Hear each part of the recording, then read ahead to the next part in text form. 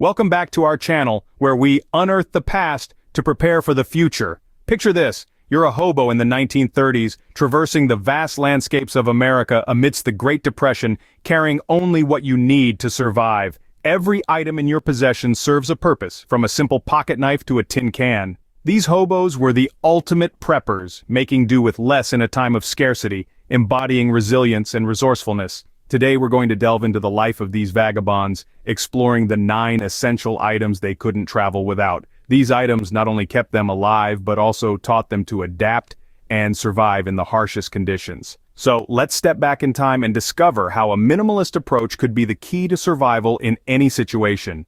Join us as we explore the 9 must-have items that not only kept hobos on the move, but also hold the secrets to living in any survival situation without modern comforts. First up, the iconic symbol of the hobo, the bindle. This humble item, more than just a cloth sack on a stick, was a testament to the hobo's resourcefulness and adaptability. The bindle was a compact, portable way to carry everything a hobo owned, from essential tools to personal mementos. Therefore, the bindle was not just a bag, but a mobile home of sorts, a symbol of the hobo's nomadic existence. It was a constant reminder of the need to travel light and keep only what was truly necessary. Just imagine every item in there had a purpose, a role to play in survival. No space for excess, no room for luxury. The bindle was the embodiment of the minimalist lifestyle that hobos had to adopt out of necessity. This simple yet effective item was crucial to the hobo's minimalist lifestyle.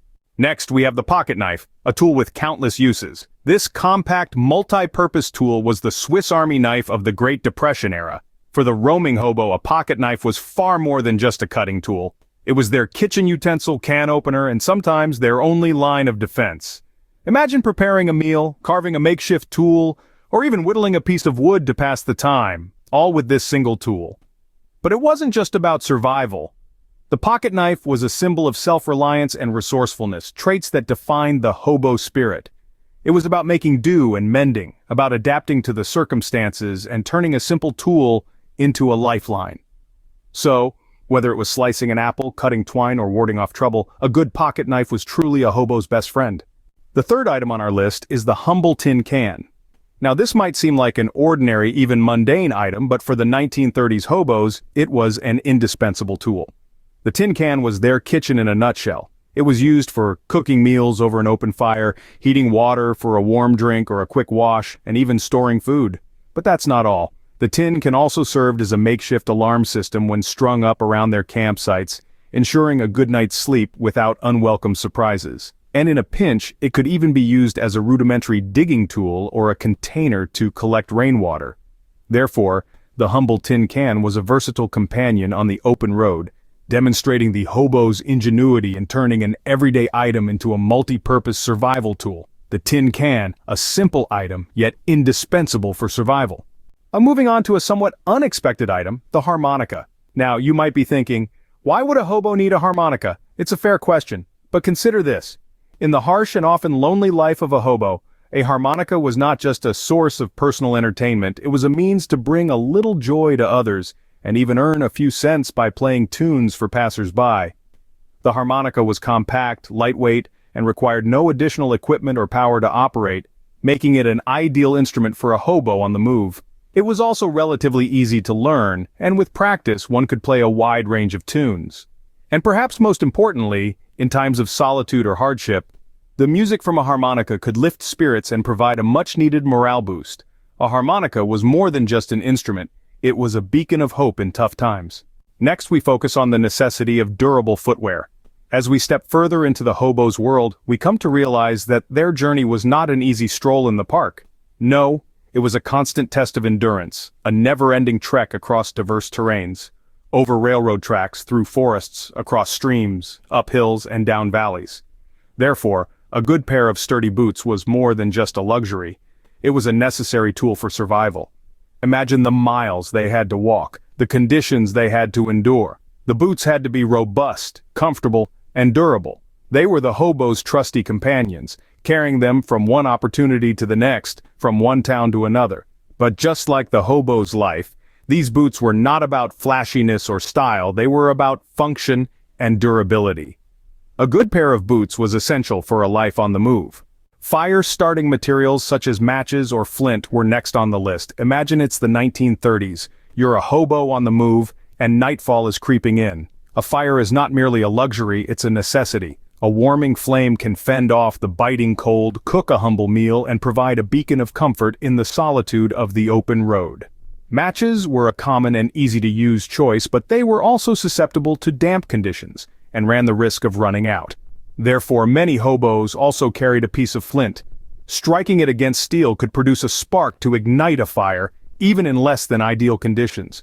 It was a skill that required practice, but once mastered, it meant the assurance of a fire whenever and wherever it was needed. These basic items were indispensable for survival in the wild. A vital tool for any hobo was a railroad map or timetable.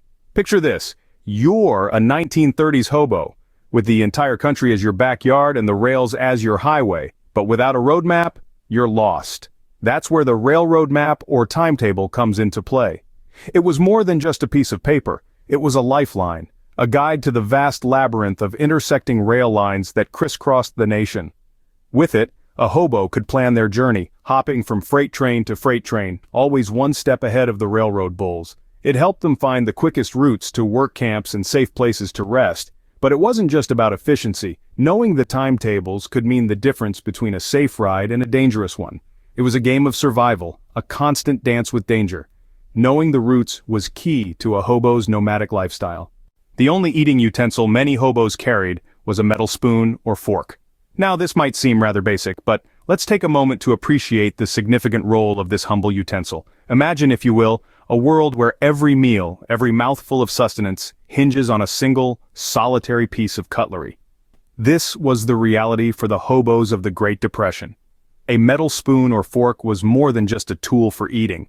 It was a symbol of resourcefulness, a testament to the hobos' ability to adapt to the hardships of their nomadic life. With limited space in their bindles, carrying a single multi-purpose utensil was a smart and practical choice. Whether it was used to stir a pot of soup warmed over an open fire or to scoop beans straight from a tin can, this simple utensil was vital for a life on the road.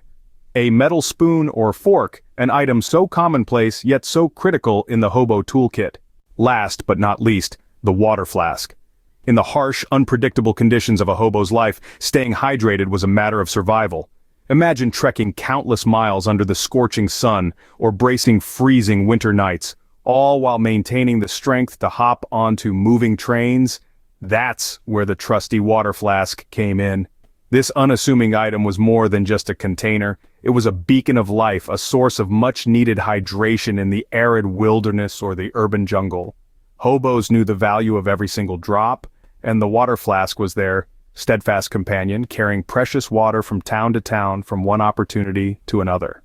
This was not about luxury or convenience. It was about necessity, about resilience, about survival. Staying hydrated was crucial, and the water flask was a hobo's lifeline.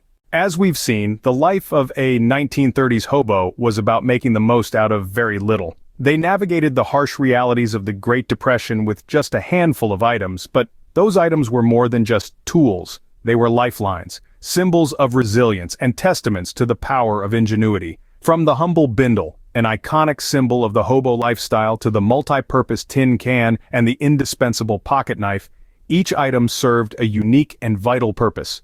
The harmonica, while seemingly frivolous, was a source of joy and a beacon of hope amidst the gloom, showing us that even in survival situations, the human spirit yearns for music and the arts. The sturdy boots, a testament to the many miles walked in search of a better tomorrow, remind us that good footwear is essential for any journey. Fire-starting materials like matches or flint, a railroad map or timetable, a metal spoon or fork, and a water flask, all vital for basic survival, underscore the importance of being prepared and self-sufficient. These 9 items encapsulate the hobo's minimalist approach to life. They remind us that sometimes, less really is more. And in a world that often feels overrun with material possessions, perhaps there are lessons we can take from the hobo lifestyle. Lessons about resilience, about resourcefulness, and about the real value of the things we carry with us. As modern preppers, the hobo's toolbox offers a wealth of knowledge. It encourages us to think critically about what we truly need to survive, and challenges us to find multifunctional uses for our gear. It proves that survival is less about the quantity of tools we have, and more about how we use them. And so, as we conclude this journey into the past, let's carry these lessons with us into the future. Let's remember the hobo spirit of resilience and resourcefulness, and let's continue to explore history, always looking for the wisdom it has to offer. Stay curious and keep exploring history with us.